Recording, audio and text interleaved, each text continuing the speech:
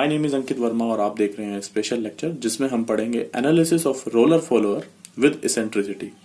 Roller follower जो होगा वो ट्रांसलेटिंग मोशन करेगा, उसका हम एनालिसिस करेंगे।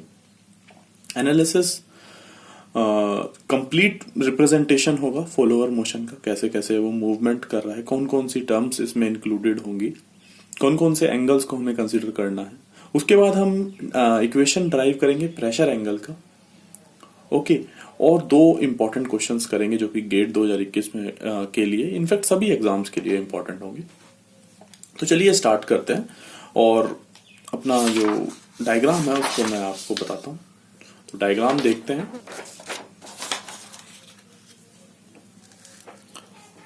ये हमारा डायग्राम है।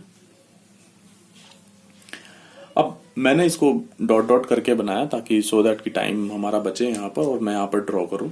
ये जो रेड कलर का मैंने बनाया ये कैम प्रोफाइल है। Okay, this is cam profile in fact. Okay, this one and this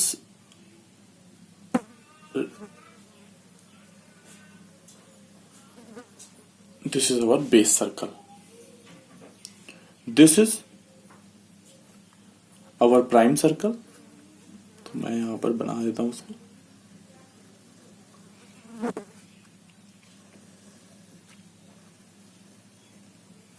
okay, ये हमारा रोलर फॉलोअर है, ये रोलर है। ओके, ये कॉमन नॉर्मल है, ये मैंने EN वेक्टर से दिखाया है, ये आप देख सकते हैं। और ये जो फॉलोअर का मूवमेंट है और जो नॉर्मल के बीच के एंगल को ही हम प्रेशर एंगल कहते हैं। ये भी क्लियर हो गया। सेकंड थिंग क्या है, ये कैम की एक्सिस है ना, और ये फॉलोअर की एक्सिस है। इनके बीच में कुछ ना कुछ क्या है, इसेंट्रिसिटी है। ये E से डिनोट करा है, आप देख सकते हैं दोनों के बीच में डिस्टेंस कितना है। ये भी क्लियर हो गया। ये O2 क्या है, कैम की एक्सिस, ये सेंटर है। इसको हम कहीं भी मान सकते हैं, क्वेश्चन में गिवन होता है। ओके, सेकंड थिंग क्या है, जितना एंगल फाई होगा उतना ही ये वाला एंगल भी फाई होगा। क्लियर। उसके बाद आप देखिए इसका जो रेडियस है, रेडियस ऑफ बेस सर्कल, उसको हम मान के चलेंगे, let it be RB। RB मान के चलेंगे और रोलर का रेडियस को R मान के चलेंगे। ये आपको क्लियर हो रहा होगा। और बेस सर्कल का रेडियस और रोलर के रेडियस को मिला के हम क्या बोलते हैं, प्राइम सर्कल। ये आप देख सकते हैं, ये जो पूरा प्राइम सर्कल है हमारा, इसका अगर आपको रेडियस निकालना हो तो ये आप प्लस, ये क्या होगा, बेस सर्कल का रेडियस, और ये जो डिस्टेंस है ये हमारा रोलर का रेडियस है। कैसे पता लगा, देखिए ये रोलर का रेडियस है, that it is represented by R। ये मैंने यहां पर लिखा भी है। देखो डायग्राम इसलिए पहले ड्रॉ कर लिया ताकि टाइम कम से कम लगे, क्योंकि समझाने में काफी टाइम लगता है इसमें। अब हमें गिवन क्या होता है, हमें वाई थीटा गिवन होता है।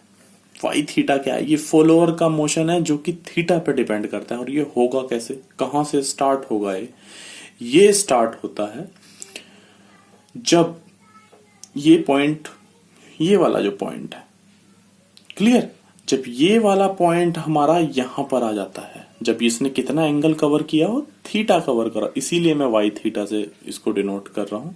और यहां से यहां तक का जो डिस्टेंस होगा, रोलर के सेंटर से यहां तक का डिस्टेंस जो है, जब इसने एंगल थीटा कवर किया, ऑब्वियसली देखिए जब इसने थीटा कवर करा तो ये पॉइंट यहां पर आ जाएगा ना, S'। क्लियर हो रहा है। तो पॉइंट, वैसे भी कोई दिक्कत हो तो प्लीज टाइम देख के मेरे को बताया करें कि टाइम, इस टाइम पे मेरे को लेक्चर में इस मिनट में मेरे को ये प्रॉब्लम है, सो दैट कि मैं उसमें वहीं पे डिफाइन कर सकूं। तो यहां से ये डिस्टेंस वाई थीटा है। क्लियर। नेक्स्ट थिंग क्या है, हमें एक और चीज गिवन होती है, phi max, maximum pressure angle भी एक कंस्ट्रेंट है कि कितना अलाउड है राइज के दौरान, क्योंकि वही राइज के दौरान ही इंपॉर्टेंट होता है, क्योंकि जैमिंग जो होती है वो राइज के दौरान ही होती है। ये भी बहुत इंपॉर्टेंट बात है समझने वाली। ठीक है, तो फाई मैक्स कितना कैन अलाउेबल, ऐसा बोल सकते हैं। और नेक्स्ट थिंग, ये हमने पिछले लेक्चर में पढ़ी थी, आप देख सकते हैं लेटेस्ट लेक्चर में जाके। मैंने ये रेडियस ऑफ कर्वेचर है, जिसको कैम का रेडियस ऑफ कर्वेचर, जिसे हम रो से डिनोट करते हैं, ये भी डिफाइंड होती है या डिक्टेटेड कह लो, एग्जैक्ट शब्द is dictated bye contact stress.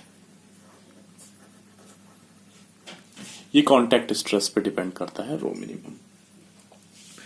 Okay, अब यहां से जैसे मैंने बताया हमें यहां पर प्रेशर एंगल को निकालना है। प्रेशर एंगल को हम निकालेंगे, ये फाई को निकालेंगे। अब फाई निकालने के लिए बड़ा सिंपल है कि जितना ये एंगल होगा वर्टिकली अपोजिट ये वाला एंगल होगा। अगर मैं इस पॉइंट को यहां पर ये सी से डिनोट करूं, ठीक है, तो इस पॉइंट को आप सी से डिनोट कर सकते हैं, ठीक है। तो ये दिस यहां पर A B upon B C, tan phi क्या हो जाएगा हमारे पास, A B by B C. अब मैं अलग अलग वैल्यूज ए बी और बी सी की यहीं से निकाल लूंगा, वो इसमें पुट करूंगा, उसके बाद हम क्वेश्चन करेंगे। लेकिन बड़ी इंटरेस्टिंग चीजें अभी हम यहाँ पर सीखने वाले हैं, क्योंकि मैं यहाँ पर अब आपको फर्स्ट चैप्टर पे ले जाऊंगा सिंपल मैकेनिज्म के, जहां पर हमने वेलोसिटी एनालिसिस किया था। उसी हिसाब से हम इसमें पढ़ेंगे, डिफरेंट डिफरेंट लिंक्स करेंगे और कैनेडीज थ्योरम को अप्लाई करके तब चीजों को समझने की कोशिश करेंगे। सबसे पहले मैं आपको बता दूं, सभी फिक्स लिंक जो है, जैसे ये फिक्स लिंक है, इसको मैं 1 मान लेता हूं। ये भी फिक्स लिंक है। अब ध्यान से देखना, आप यहां पर अब देखो साथ साथ ड्रॉ करना पड़ेगा, नहीं तो बहुत ज्यादा मिक्सअप हो जाएगा, नहीं तो ठीक है। लेक्चर को बैक करके आप तुरंत देख सकते हैं। कैम को मैं मान लेता हूं ये 2 है जो हमारा लिंक है। रोलर को मान लेते हैं 3, और जो फॉलोअर है, ये फॉलोअर है, इसको मैं मान लेता हूं 4। क्लियर। अब ये ऑब्वियसली अब आप यहां पर देख ही सकते हैं कि जो हमारा फिक्स लिंक है, ठीक है ना, यहां से तो आपस में इन्होंने क्या बनाया हुआ है, पेयर बनाए हुए हैं, 1 और 2, 3 और 4, है ना। तो अलग अलग पॉइंट पे हम यहां पर दिखा सकते हैं। सेकंड थिंग क्या है कि मुझे यहां पर वेलोसिटी निकालनी है, कैम की वेलोसिटी निकालनी है, क्योंकि आपने y आपको गिवन होगा। अब वेलोसिटी निकालने के लिए क्या कर सकते हैं, dy बाई dt कह सकते हैं हम इस चीज को। तो सबसे पहले तो हम चीजों को समझने की कोशिश करते हैं और डिफरेंट डिफरेंट जो हमने वैल्यूज ली हैं उसको देखते हैं। तो देखते हैं इसको, और सबसे पहली बात यहां से हम स्टार्ट करेंगे अब हम। तो इसमें देखिए, जैसे ये 1 पॉइंट है, 2 ये है, तो इसी में आपको चारों पॉइंट आपके पास आ गए, 1 2 3 4। इसके बाद आपको क्या करना है, आपने कैनेडीज थ्योरम लगानी है। वो मैं आपको बस हिंट दे रहा हूँ, और प्रॉब्लम हो तो लेक्चर्स देख सकते हैं मेरे, मैंने उसमें अच्छे से बता रखा है वेलोसिटी मैकेनिज्म में। तो मुझे जो वेलोसिटी चाहिए वो मुझे चाहिए कैम की जो वेलोसिटी है विद रिस्पेक्ट टू फॉलोअर। तो मुझे यहां पर 2 4 की जरूरत पड़ेगी, जो हमारा इंस्टेंटेनियस सेंटर 2 4 है। अब वो आप बड़े आराम से निकाल सकते हो 1 4 और 1 2, 3 4, 2 3 और 3 4 से। तो आप करके देखना, वो ये वाला पॉइंट आएगा। एक मैं आपको बता देता हूं, एक ये लाइन आएगी और हमारी एक ये लाइन आएगी, ये इस पॉइंट पे जो इंटरसेक्ट करेगा ये हमारा 2 4 आएगा। मैंने जो मेन इंपॉर्टेंट बात थी वही कर रहा हूँ। एक्चुअली मैं वेलोसिटी एनालिसिस में मैं अब पूरा नहीं बता सकता इतने लेक्चर में, लेकिन मैंने फिर भी आपको हिंट दे दिया, ये पॉइंट 2 4 आएगा, ठीक है। और वैसे मैं आपको बता देता हूं कि ये जो 2 3 आएगा वो इस कॉमन नॉर्मल के अलोंग आएगा। तो आप करके देखना इसके अलोंग, या आपको बड़ा इजी लगेगा, आपको आता ही होगा, ठीक है। तब भी कोई दिक्कत हो तब भी कमेंट सेक्शन में करके बताना, ठीक है। तो ये पॉइंट 2 4 आएगा, दिस वन। अब ये हम क्यों कर रहे हैं, क्योंकि मुझे चाहिए रिलेशनशिप वेलोसिटी की। तो अब देखिए, तो जैसे ए बी की वैल्यू क्या है, A B, this A B, वो क्या होगा, इस O2A में से अगर मैं E घटा दूं, तो मैं यहां पर लिख देता हूं O2A माइनस E। BC क्या होगा, दिस BC। Y थीटा तो है ही अपने पास, दिस Y थीटा। तो ये डिस्टेंस मुझे निकालना होगा, क्लियर। ये अब इस ट्रायंगल में देखिए, इस ट्रायंगल में ये दिख रहा होगा आपको, ये वाला ट्रायंगल, इसमें ये डिस्टेंस क्या होगा फिर, तो वो होगा, ये डिस्टेंस है आरपी हमारे पास जो प्राइम सर्कल है, minus E square Pythagoras theorem से ये डिस्टेंस आ जाएगा। इस डिस्टेंस में अगर मैंने ये जोड़ दिया तो हमारा पूरा बीसी आ जाएगा। क्लियर? तो यानी कि under root R P square minus E square plus Y theta, ये आ गया हमारे पास tan फाई की वैल्यू। अब कहीं कहीं क्वेश्चंस में, जैसे मैं क्वेश्चन आज का जो कराऊंगा उसमें इसेंट्रिसिटी नहीं दी है, उसमें इसेंट्रिसिटी ई की वैल्यू 0 दी है, तो यहां पर 0 भर देंगे, यहां भी 0 भर देंगे। ठीक है। अगर उसने रोलर रेडियस नहीं दिया तो आरपी की जगह हम क्या लिख देंगे, सिर्फ बेस रेडियस, बेस सर्कल का रेडियस लिख देंगे, रोलर का रेडियस 0 कर देंगे। मतलब ये इक्वेशन मैंने जान की इसीलिए रोलर रेडियस वाली कराई है, इसमें कोई भी चीज पॉसिबल है। मतलब फ्लैट जो इसका जो नाइफ एज भी हो सकता है, फ्लैट फेस भी हो सकता है जहां पर पॉइंट कांटेक्ट होगा। ठीक है। इसेंट्रिसिटी यहाँ पर जो है वो 0 भी हो सकती है ना, कि फॉलोअर की एक्सिस और कैम की एक्सिस सेम हो। अब मैं इसको और अच्छे से लिखने के लिए ये मैंने यहां पर वेलोसिटी वाली इक्वेशन लगाई है, वो मैं अब आपको बताता हूं। तो जैसे मैंने बताया कि जो हमारा ये पॉइंट था 0.4, ये 24, इसकी जो वैल्यू होगी, जो पॉइंट ए की वेलोसिटी, क्योंकि ये एंटी क्लॉकवाइज रोटेट कर रहा है और कैम का ये पॉइंट है, ये perpendicular to this plane act करेगा, और जिसका जो रेडियस है, और ये एंगल कितना कवर करा इसने, उस पर्टिकुलर पॉइंट पे थीटा कवर करा है ना, थीटा एंगल कवर किया, और इसका जो रेडियस है वो कितना है, यहां से सेंटर से O2 इंटू ए, देख सकते हैं आप, ये इसका रेडियस है, तो ये इस रेडियस के अबाउट ऐसे रोटेट करेगा, और ये डिस्टेंस कितना है O2A। तो अगर मैं इसको यहां से समझाऊं, ये रोटेट करेगा किससे,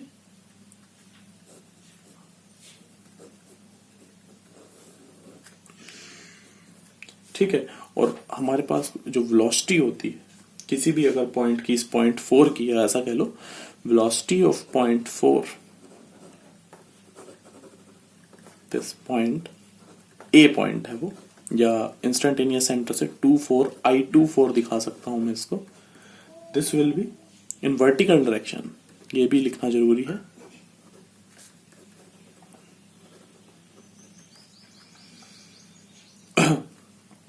इक्वल्स टू आर ओमेगा होता है, v equals to R omega, और रेडियस मैंने आपको इसमें बता ही दिया कितना है, O2 इंटू ए।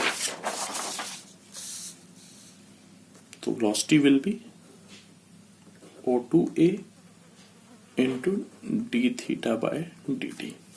और इस पर्टिकुलर पॉइंट पे क्यों, ये I24 में क्या खास बात है, 2 कैम है, कैम का रोटेशन है, और 4 है फॉलोअर का। तो 24 एक ऐसा पॉइंट है कि उसी पर्टिकुलर पॉइंट पे जो फॉलोअर की वेलोसिटी होगी वो भी सेम होगी। ठीक है ना।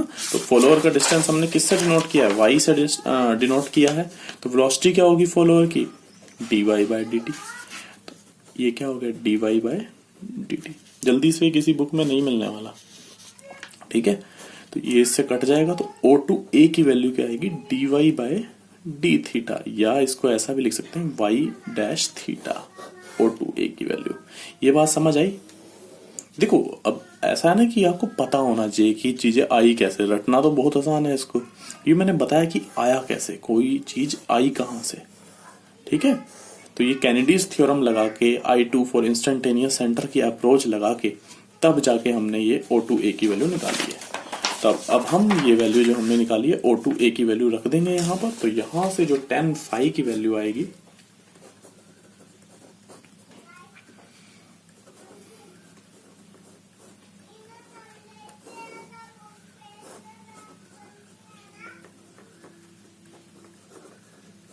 y theta. Okay.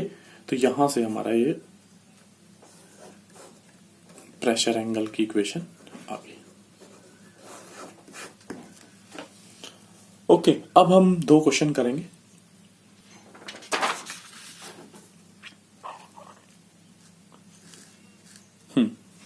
Consider the following statement about radial camps. Radial camps के बारे में जो हम पढ़ रहे हैं उसके बारे में इसने कहा, जो रोलर फॉलोअर है उसमें the radius of the prime circle is equal to the radius of base circle. अभी के अभी हम सॉल्व किया है हमने यहाँ पर, ये मैंने बताया था कि जो रेडियस ऑफ प्राइम सर्कल है वो होता है radius of base circle plus radius of roller. भाई रोलर का रेडियस कहाँ गया? रेडियल कैम्स के लिए ऐसा मतलब रोलर फॉलोअर्स के लिए ऐसा पॉसिबल नहीं है कि आरपी इक्वल्स टू आरबी है, गलत है। रोलर रेडियस इसमें ऐड होता है। पहली स्टेटमेंट तो यहां पर गलत होगी, ठीक है। During the complete rotation of radial camps, during the complete rotation of radial camps the pressure angle remain constant. अभी मैंने प्रेशर एंगल की स्टेटमेंट लिखी है यहां पर। मान लेते हैं इसेंट्रिसिटी भी नहीं है, वो भी इक्वेशन में लिख देता हूं, क्या पता वो भी यूज हो जाए।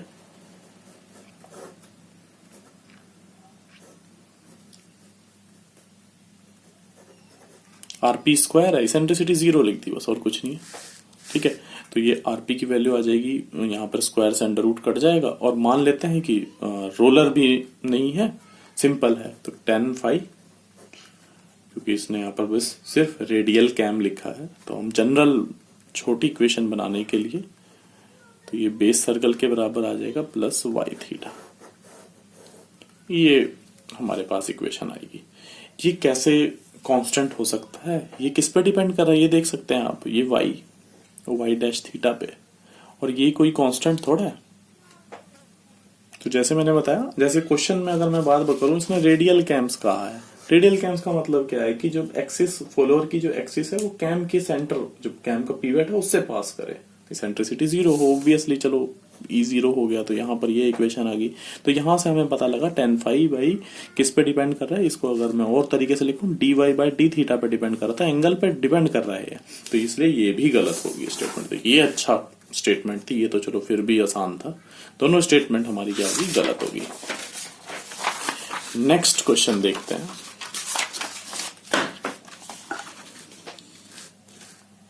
Equation of displacement profile in SHM is y equals to h by 2, this where h equals to lift, ठीक है। लिफ्ट कितना है? फाई एंगल ऑफ एसेंट है। रोलर रेडियस दिया है, minimum radius of cam is 40 mm and lift is 50 mm and theta a equals to 90 degree. Find the pressure angle at 2/3 of the rise stroke. Rise stroke का 2/3 उस time पे pressure angle क्या है? और equation of displacement profile in SHM का movement है। तो ऐसे क्वेश्चन हमने किए हैं, बट फिर भी एक बार ट्राई करते हैं इस क्वेश्चन को। सबसे पहले गिवन क्या है कि जो हमारी लिफ्ट है, लिफ्ट को आप किसी चीज से भी डिनोट कर दो, एच से डिनोट कर देते हैं मैक्सिमम जो लिफ्ट है हमारी, क्योंकि यहाँ पर जो जिस टाइप की इक्वेशन दी है, ये जो फॉलोअर का जो मूवमेंट है, ये जो एच दिया है ये लिफ्ट है। देखो यहाँ पर दिया हुआ भी है लिफ्ट। तो लिफ्ट हमारी 50 mm है जब हमारा एंगल ऑफ एसेंट 90 डिग्री है। रोलर रेडियस जो है 25 mm है, और बेस सर्कल का जो रेडियस है वो minimum radius of cam, minimum, अब ये देखो बेस सर्कल नहीं दिया इसने, मिनिमम रेडियस ऑफ कैम दिया है 40 mm। तो ये हमें पता है ये बेस सर्कल के बारे में ही कह रहा है, ठीक है। अब इसने ये इक्वेशन दी है, देखो y की वैल्यू। अब मुझे ना प्रेशर एंगल निकालना है, तो मुझे एक बात पता है, प्रेशर एंगल का जो फॉर्मूला है velocity of follower upon velocity of cam, या इसको ऐसे भी लिख सकते हैं dy बाई dt, ठीक है। ये मैं देखो दूसरे तरीके से करके बता रहा हूँ। इसको रोलर रेडियस है तो ये प्राइम सर्कल भी लिख सकते हैं इसमें, plus y into D theta by D T. ये दूसरे तरीके से मैंने करके बताया, ठीक है। नहीं तो मैंने अभी प्रूव कराया ही है, उसके थ्रू आप लिखना चाहें तो वो क्या हो जाएगा, D y by D theta upon prime circle plus y, जब इसेंट्रिसिटी 0 हो उसके लिए है ये, ठीक है। अब हमारे लिए थोड़ा सा इसलिए हल्का हो रहा है क्योंकि इसेंट्रिसिटी की वैल्यू नहीं दी है कुछ भी, अगर दी होगी तो हम उसी के हिसाब से उसमें वैल्यू पुट कर देंगे। तो मुझे किस चीज की जरूरत है, वाई की जरूरत है। एक चीज मेरे को ये दिखाई दे रही है, वाई, यहां पर अब देखो y की value h/2 1 minus cos pi theta upon phi ए।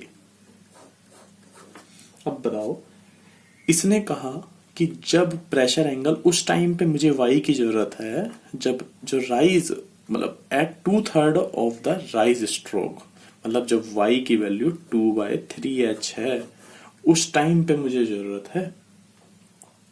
तो ये मैं y पहले यहां रखता हूं, उससे मैं cos की ये वैल्यू निकालता हूं, उसमें वैल्यू पुट करके देखता हूं। ठीक है, तो देखिए y की वैल्यू मैं यहां पर ध्यान से देखना, इसमें 2/3h इक्वल्स टू h/2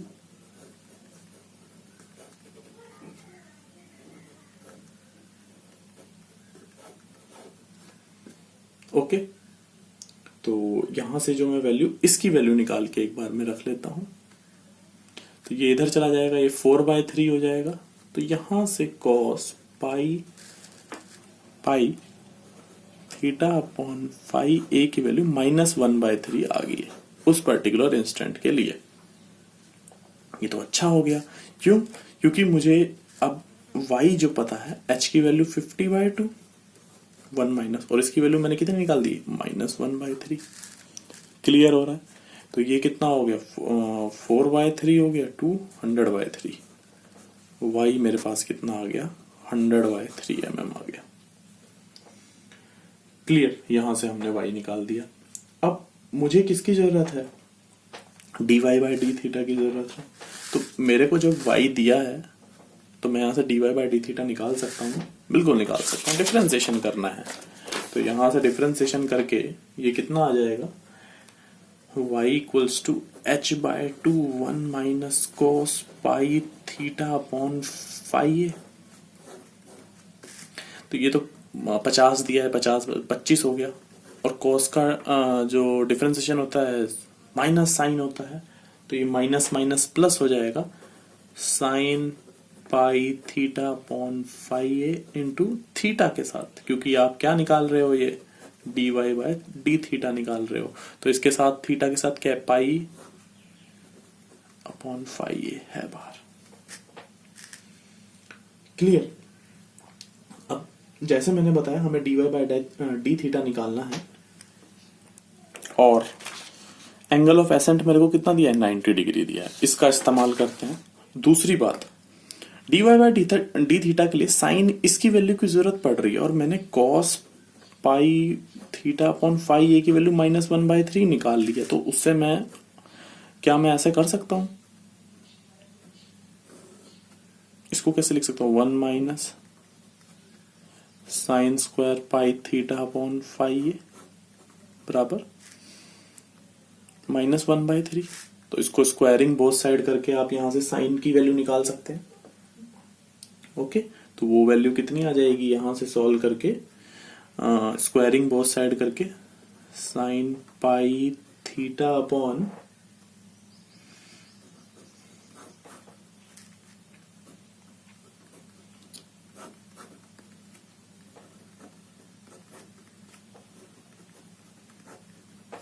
ये मैंने वैल्यू निकाल दी।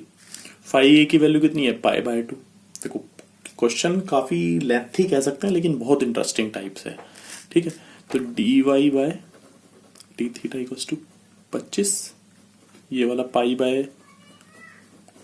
ए, और ये वाली वैल्यू को क्या लिख सकता हूं मैं, 2√2/3, और फाई ए की वैल्यू मैं क्या रख दूं, कितना दिया है एंगल ऑफ एसेंट 90 डिग्री।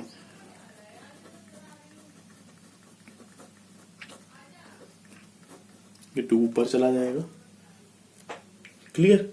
तो यहां से मैं ये वैल्यू निकाल के यहां से जो सॉल्व करके आएगा dy/d थीटा आ जाएगा, और वो मैंने सॉल्व करके रखा है, उसकी वैल्यू है 47.14। ये निकाल दिया। अब हमें tan फाई की जरूरत थी, अब वैल्यू में इसमें आपने रखना है, ये वाली वैल्यू भी निकल गई, rp की वैल्यू, rp मतलब बेस सर्कल और रोलर रेडियस दोनों दिए, उनको जोड़ देंगे, प्लस y भी हम निकाल चुके हैं। ये वैल्यू रख के आप यहां से tan फाई निकाल सकते हैं। तो अब इसमें फायदा क्या है, डायरेक्ट वैल्यू याद कर सकते थे आप, वो जो 10 मिनट मैंने शुरू में लगाए वो बहुत इंपॉर्टेंट थे चीजों को समझने के लिए, कैसे वेलोसिटी एनालिसिस किया, कैसे वो वैल्यू आई, है ना, कैसे कैनेडीज थ्योरम लगाई। कैनेडीज थ्योरम अब आपको अगर अच्छे से पढ़नी होगी तो आप लेक्चर देख सकते हैं, मैंने उसे बहुत अच्छे से पढ़ाया है, कैसे 2 और 4 इंस्टेंटेनियस सेंटर का इस्तेमाल करके मैंने उसका यूज किया। ओके, लेक्चर कैसा लगा प्लीज कमेंट करके बताएं। नेक्स्ट लेक्चर हमारा होगा इसी के एडवांस थोड़ा सा, और उसमें भी मैंने एक बहुत स्पेशल क्वेश्चन लेके आपको उसे सॉल्व करूंगा पोलर कोऑर्डिनेट से रिलेटेड। ओके, तो प्लीज ज्यादा से ज्यादा शेयर करें लेक्चर को और कमेंट करके जरूर बताएं आपको लेक्चर कैसा लगा। लेक्चर सुनने के लिए बहुत बहुत धन्यवाद।